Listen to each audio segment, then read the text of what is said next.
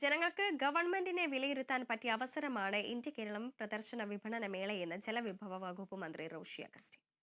നാടിന്റെ വളർച്ചയാണ് പ്രദർശന മേളയിലൂടെ കാണാൻ കഴിയുന്നതെന്നും റോഡ്, കുടിവെള്ളം തുടങ്ങിയ വിവിധ പദ്ധതികൾ കൃത്യമായി സർക്കാർ നടപ്പിലാക്കിയെന്നും മേള സന്ദർശിച്ച ശേഷം മന്ത്രി കേരള വിഷൻ ന്യൂസിനോട് പ്രതികരിച്ചു.